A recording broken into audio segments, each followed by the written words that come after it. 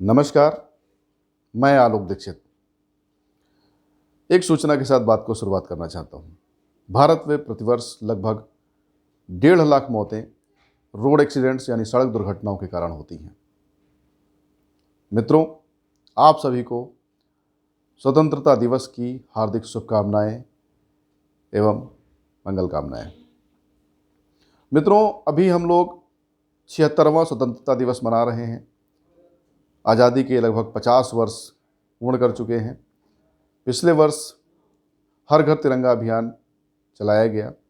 हम सभी ने अपने घरों पर, अपने ऑफिसेस के ऊपर, अपने वाहनों पर, यहाँ तक कि अपने दिल पर तिरंगे को स्थान दिया, तिरंगा फहराया और अपने आप को गौरवान्वित महसूस किया। इस वर्ष भी हम लोग वही कार्य कर रहे हैं। जब भी स्वतंत्रता दिवस या गणतंत्र दिवस होता है तो एक उत्सव की भांति हम उसको मनाते हैं। सभी प्रफुल्लित एवं उत्साहित होते हैं। स्कूलों में तरह तरह के फंक्शन होते हैं, गतिविधियां होती हैं, रैली निकाली जाती है, रंगारंग कार्यक्रम होते हैं, भाषण प्रतियोगिता होती है, गीत एवं कविताएं बच्चों को सुनाने को कहा जाता है और बच्चों को खाने के लिए लड्डू, फल इत्यादि वितरित किया जाता है। क्योंकि हम इसको एक त्यौहार के रूप में मनाते हैं, अच्छा लगता है, हर्षोल्लास होता है। पुनः हम लोग स्वतंत्रता दिवस मना रहे हैं और हो भी क्यों ना, क्योंकि वर्षों की जो गुलामी थी, जो परतंत्रता थी, अंग्रेज़ों के हम अधीन थे। उसके पहले मुग़लों के अधीन जो आक्रमण हुए, उससे हमको स्वतंत्रता मिली। अंग्रेज़ भारत को छोड़कर गए।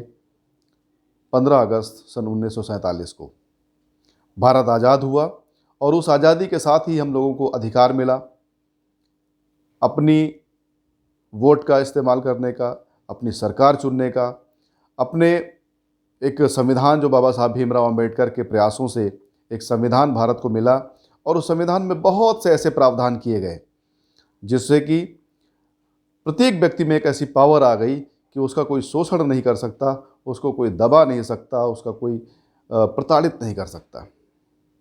उसके लिए सरकारी मशीनरी बनाई गई, न्यायालय बनाया गया और इत्यादि व्यवस्थाएं की गई।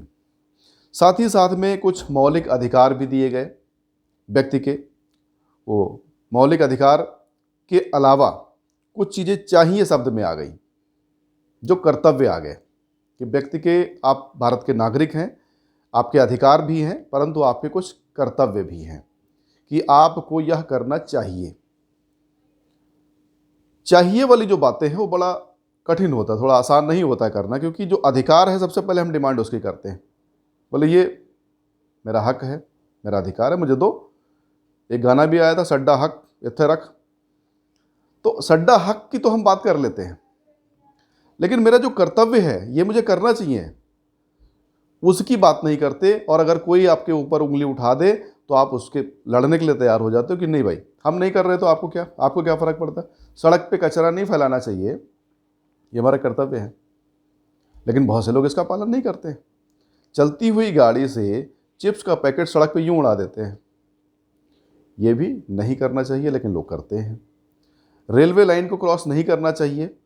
जैसे कुछ ऐसे कानून भी हैं ना जिनका कि पालन अक्सर नहीं हो पाता, टूट जाते हैं नियम। अब हर समय तो कोई उसके ऊपर बैठा नहीं है, लेकिन कहीं ना कहीं हमने उसको किया हुआ होता है।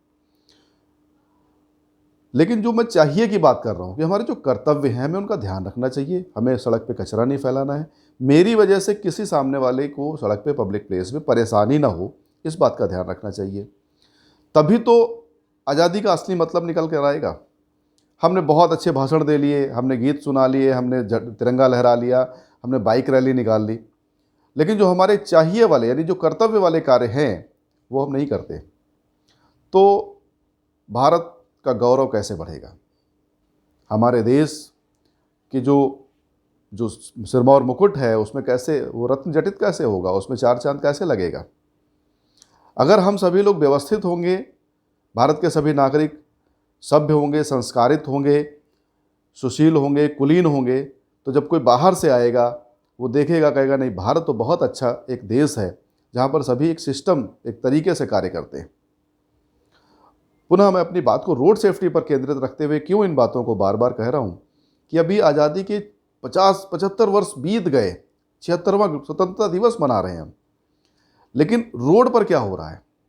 रोड पर गाड़ी चलाते हैं, दुर्घटनाएं हो रही हैं। रोड पर पैदल चलने वालों को परेशानी हो रही है। रोड पर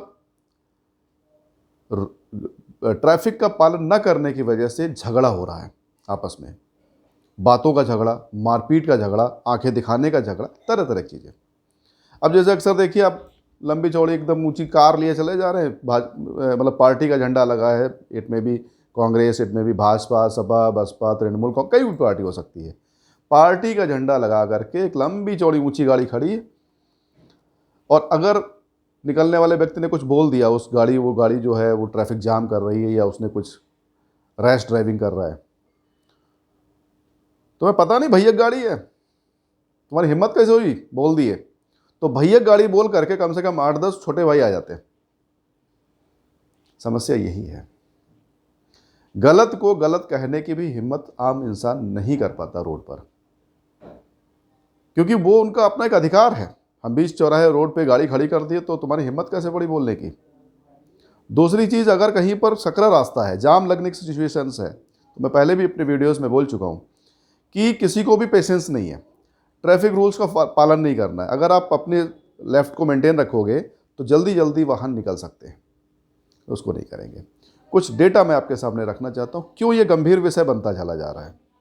मैंने अभी जैसे आपको बताया कि 1.5 लाख मौतें प्रतिवर्ष भारत में होती हैं, और प्रतिदिन का आंकड़ा कितना आता है, 422 मौतें पर डे हो रही हैं, और 1130 एक्सीडेंट्स इसके लिए जिम्मेदार हैं।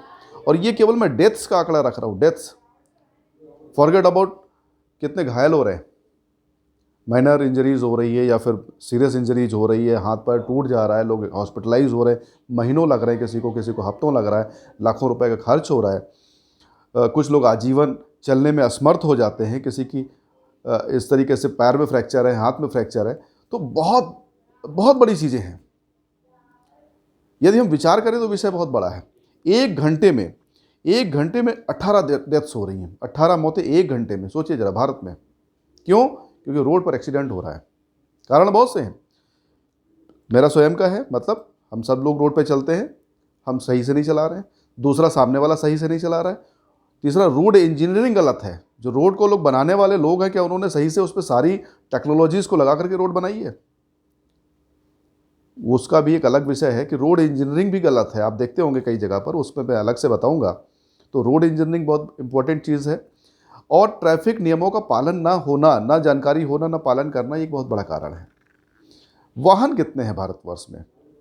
7.5% जो परिवार हैं उनके पास 4 पहिया वाहन है, और 55% परिवार जो हैं उनके पास 2 पहिया वाहन है। और लगभग अभी एक आंकड़ा है, 32 करोड़ 60 लाख वाहन भारतवर्ष में हैं। और याद रहे, इसमें वो ई रिक्शा जो नॉन रजिस्टर्ड हैं वो नहीं है। ई रिक्शा पर मैंने एक अलग से विषय रखा था, और अभी तो लगातार पेपर में आ रहा है कि पहले तो ई रिक्शा सुविधा बना, आज ही पेपर में आया है कि ई रिक्शा के पहले कसीदे पढ़े गए, बहुत अच्छा है, पर प्रदूषण कम हो जाएगा, सुविधा है, ये है वो। लेकिन आज वही मुसीबत बन रहे हैं। अब डिपार्टमेंट्स लड़ रहे हैं आपस में, कह रहे भाई इनको बंद करो, वरना ट्रैफिक नहीं सुधार सकते। कैसे बंद कर दें? रोजी रोटी का सवाल है। अगेन वही बात आती जो मैंने पहले कही थी कि नियोजन बहुत आवश्यक है। Regulation is most important thing. अगर आप किसी भी चीज़ को नियोजित नहीं करोगे, यहाँ तक कि एटॉमिक एनर्जी जो होती है उसको भी जब नियोजित किया जाता है, एटॉमिक ये जो न्यूक्लियर जो क्या बोलते हैं उसको, जहाँ से एनर्जी प्रोड्यूस होती है, तो वो कंट्रोल्ड वे में एनर्जी निकलती है, और उस ऊर्जा का आप पॉजिटिव क्रिएटिव काम लेते हैं। परंतु जब वो एटॉमिक बम बनता है और फट जाता है, तो वो सर्वनाश को दावत देता है। चाहे रोड के किनारे लगाने वाले ठेले, चाट भंडार और ये सब तामझाम जो बिकता रहता है, ये हो, चाहे ई रिक्शा हो या कोई भी वाहन क्यों ना हो, जब तक वो नियोजित नहीं होगा। मैंने पहले बोला, एक रोड पर अगर हमें 10 ई रिक्शा चलाने से वहाँ का ट्रैफिक कंट्रोल हो रहा है, तो मैक्सिमम 15 चलने दीजिए। लेकिन चल रहे हैं 150, हर ई रिक्शा 2-3 सवारी बैठा के भाग रहा है। तो ई रिक्शा आज का हमारा टॉपिक नहीं है। ओवरऑल कि स्वतंत्रता दिवस, और वो भी आज़ादी का अमृत महोत्सव, ऐसे पूर्ण नहीं होगा। हम सभी लोगों का यह दायित्व एवं कर्तव्य बनता है कि हम स्वयं सचेत रहें, हम जागृत रहें। जितने भी हमारे कर्तव्य हैं, जिन भी वाक्यों के अंत में चाहिए लगता है, उस चाहिए कार्य को हम अवश्य करें और स्वयं का ध्यान रखें, तभी दूसरे का भी ध्यान रख पाएंगे। और हम बचे रहेंगे तो समाज बचा रहेगा, परिवार बचा रहेगा और एक स्वस्थ समाज, एक स्वस्थ राष्ट्र का निर्माण करता है, ये हम सभी को पता है। पुनः मैं आप सभी लोगों को स्वतंत्रता दिवस की बधाई देता हूँ। वंदे मातरम।